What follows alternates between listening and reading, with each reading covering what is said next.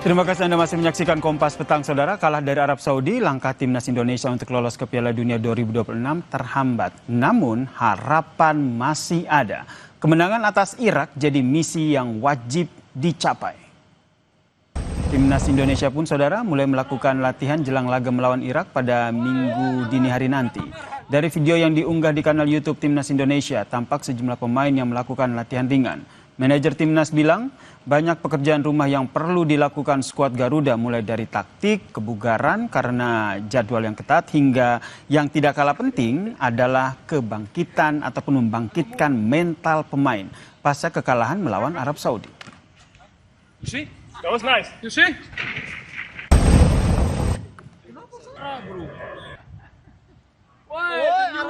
Mengembalikan mental pemain. Ini nomor satu, mental dulu. Selanjutnya baru tugas beratnya adalah bagaimana tim pelatih itu merancang strategi yang tepat. Nah, bagaimana dengan yang lain? Ya itu tadi yang saya bilang, bagaimana mengembalikan kebugaran itu juga hal yang penting.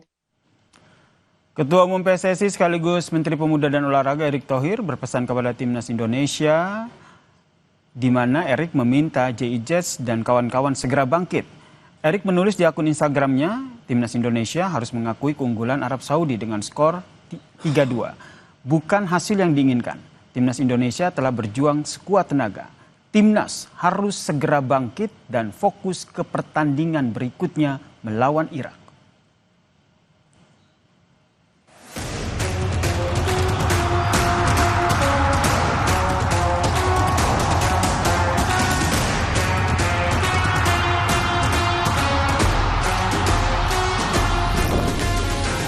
Kekalahan lawan Arab Saudi bukan akhir dari segalanya. Peluang timnas masih ada dan hanya kemenangan melawan Iraklah yang bisa menjaga peluang Garuda untuk lolos ke Piala Dunia 2026. Manajer timnas Indonesia Sumarji menyebut salah satu pemain andalan timnas, Calvin Verdong, akan diturunkan dalam laga melawan Irak.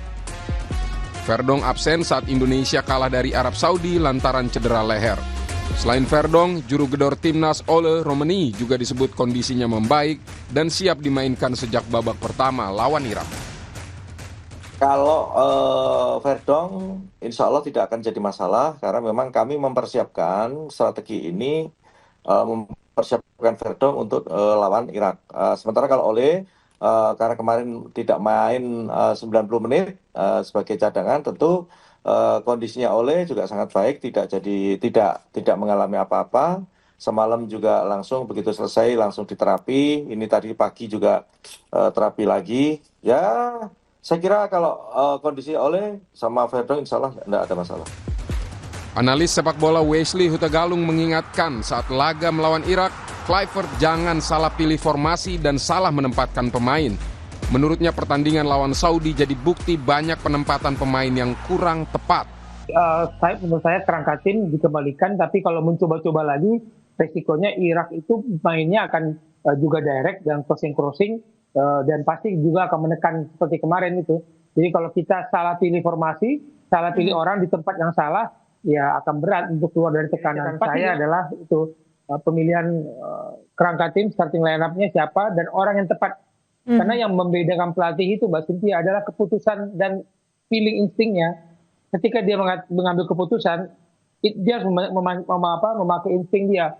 Cocok nggak nih Yakub Sayuri yang nggak pernah jadi back di klubnya ditaruh di back untuk lawan tim nasional di pertandingan penting.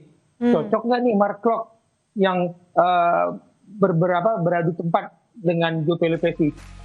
Ada beberapa skenario untuk timnas bisa lolos. Menang melawan Irak dengan selisih gol yang signifikan wajib dicapai untuk menjaga harapan.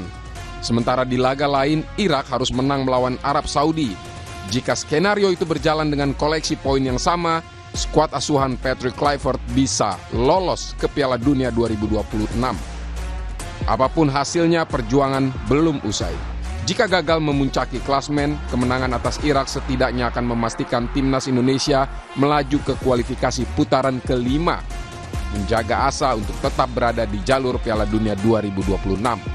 Tim Liputan, Kompas TV. Peluang timnas masih ada saudara dan hanya kemenangan melawan Irak yang bisa menjaga peluang Garuda untuk lolos ke Piala Dunia 2026.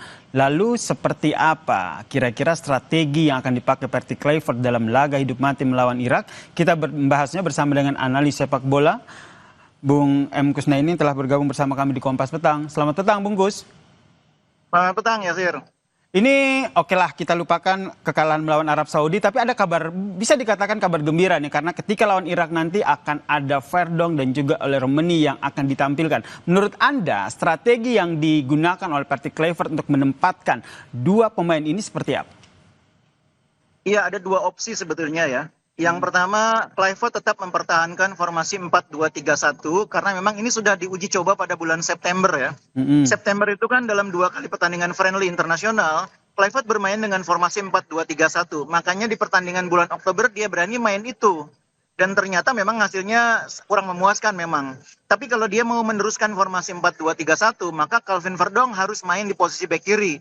Karena kemarin posisi bek kiri kita itu cukup banyak mengalami tekanan ketika ditekan oleh pemain-pemain depan Arab Saudi.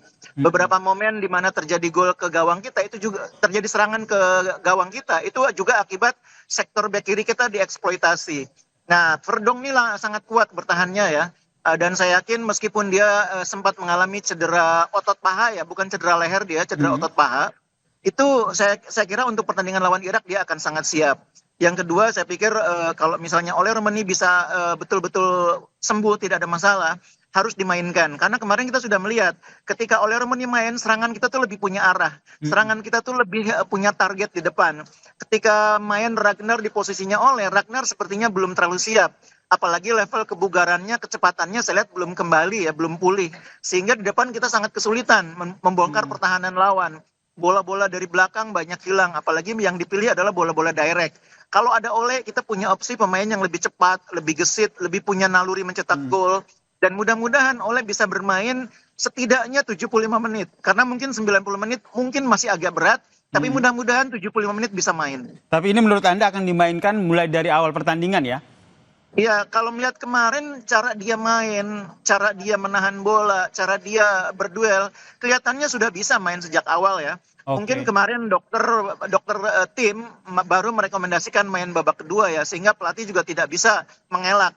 Kali ini kalau melihat pertandingan kemarin, mungkin dokter tim juga akan merekomendasikan untuk boleh main sejak awal. Mudah-mudahan seperti itu. Soalnya ini kesempatan terakhir kita nih Bungkus, mau tidak mau betul. Kita harus unggul melawan Irak. Kalau tadi kita lini depan gitu, kalau ke lini belakang tadi kalau misalnya Verdonk ditaruh di belakang di back kiri begitu, menurut Anda komposisinya akan seperti apa di line up belakang ini yang menemani Verdonk? Kalau pilihan pertama kan kembali 4-2-3-1. Kalau yang lebih aman sebetulnya kita main dengan formasi 3-4-3 seperti di pertandingan kualifikasi putaran ketiga. Di kiri ada Hafner, di tengah kemudian ada Jaijes, di kanannya ada Rizky Ridho, bek kanan diisi oleh Kevin Dix, bek kirinya Verdonk. Itu pertahanan kita kuat sekali sebetulnya. Cuma kan memang style sepak bola Belanda itu memang rata-rata 4 di belakang, 3 di depan. Sehingga akhirnya Clifford bermain dengan formasi 4-2-3-1 atau 4-3-3. Ya itu soal pilihan lah. Dan Clifford confidence-nya dengan 4-2-3-1 kita tidak bisa berbuat apa-apa. Kalau sebagai orang luar, kita melihat waktu main 3 di belakang itu solid ya. Ada Rizky Ridho di kanan, ada Jaijes di tengah, di kirinya Justin Hafner, bek kanannya Kevin Dix, bek kirinya Verdonk. Itu kayaknya solid gitu loh. Dan kalau nggak salah selama mereka bermain dengan formasi 5 pemain ini, kita ini clean sheet-nya cukup banyak. Jadi mungkin Clifford perlu mempertimbangkan, meskipun keputusan akhirnya tentu itu wilayahnya pelatih. Betul. Tapi rekam jejak tiga formasi back ditambah di back kanannya Kevin Dix, back kirinya Verdonk, itu sangat bagus. Tapi banyak yang juga akhirnya menilai gitu, termasuk rekan-rekan analis sepak bola yang menilai bahwa ada beberapa penempatan pemain posisinya ini juga kurang maksimal begitu, sebut saja kayak Makok, Sayuri, kemudian ada Beckham gitu. Menurut Anda ini juga harus jadi salah satu pertimbangan Clifford untuk pertandingan melawan Irak?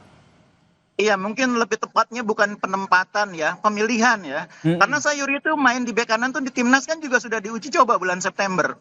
Waktu bulan September kita main lawan China Taipei, melawan Lebanon, Sayuri kan main bek kanan dan bagus mainnya. Beckham main di kiri, itu juga bukan hal yang aneh. Di Persib juga dia main di kiri, meskipun memang sering juga main di kanan. Jadi bukan soal penempatan, tapi pemilihan. Oke. Waktu dipilih sebagai bek kanan, ternyata kemarin Yakob tidak terlalu perform ya, sedikit di bawah kemampuan terbaik dia. Mungkin harus dipertimbangkan main di sana Sandy Walsh, atau kalau main dengan formasi 3 bek tengah, bek kanannya Kevin Dix yang memang kuat main di sana.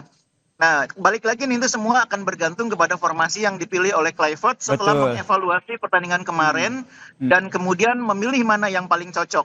Nah, ini yang masih menjadi teka-teki ya, kira-kira siapa Iya. starting 11 yang akan diterjunkan oleh pelatih Clifford. Terakhir, gimana Anda melihat peta kekuatan dari Irak sendiri? Karena terakhir kita kalah telak loh. Iya, harus diingat juga bahwa Irak ini sebetulnya agak menurun 2025 ya. Mereka sempat mengalami 5 pertandingan itu nggak pernah menang. Dari akhir 2024 sampai awal 2025. Mereka baru agak mending itu dalam 3 laga terakhir. Termasuk dalam 2 uji coba bulan September yang dikhususkan memang untuk menghadapi Indonesia. Mereka mengalahkan Hong Kong, mereka mengalahkan Thailand. Jadi mereka sengaja memilih Thailand, sengaja memilih Hong Kong untuk mendapat gambaran sepak bola dari Asia Tenggara, dan hasilnya mereka menang walaupun menangnya tipis. Di Irak memang kuat, tapi sebetulnya tidak sekuat ketika mereka mengalahkan kita, karena waktu itu kita memang belum lengkap juga. Kita sekarang udah punya Miliano, kita sekarang udah punya Audero, di tengah juga kita sudah punya Joy Pulupesi dan ada Tom Haye juga. Jadi memang kita sebetulnya dibanding pertemuan terakhir lawan Irak 2 kali di mana kita kalah, sekarang lebih lengkap materi pemainnya. Oke. Makanya kita perlu optimis, walaupun memang kemarin kita kalah, perlu memelihara harapan, memelihara keyakinan bahwa kita masih bisa lolos. Sepakat ya, memelihara optimisme untuk menang melawan Iya. Irak. Tapi kalau menurut Anda dari pertandingan sebelumnya dan melihat bagaimana kekuatan Irak, siapa saja nih pemain-pemain yang perlu evaluasi pada pertandingan melawan Irak nanti? Iya, yang jelas lini tengah harus diperbaiki ya. Kemarin titik lemah tim itu menurut saya ketika kita kalah lawan Arab Saudi di lini tengah ya. Itu kita betul-betul lini tengah tidak bisa menjadi filter yang bisa membantu pertahanan. Kalau misalnya bisa bermain dengan komposisi yang berbeda, saya pikir mungkin Joy Pulupesi itu dicoba diduetkan dengan Nathan yang karakternya sama-sama Oke. petarung. Gak sama Mark Locke ya? Atau mungkin kalau tidak dengan Nathan bisa juga dicoba dengan Tom Haye. Oke, ini yang masih kita bahas, tentu saja nanti starting 11-nya menjadi keputusan mutlak dari pelatih Iya. Clifford. Harapan kita bersama ya, timnas Indonesia bisa menang melawan Irak. Amin, Terima amin. kasih Bungkus telah Baik, berbagi Yasir. perspektifnya di Kompas Petang. Salam sehat Bungkus. Terima kasih. Dan saudara, usai jeda Kompas Petang masih akan hadir dengan informasi Polda Jawa Timur menaikkan status hukum dan menemukan unsur pidana dalam peristiwa ambruknya Ponpes Al-Khozini Buduran Sidoarjo, Jawa Timur.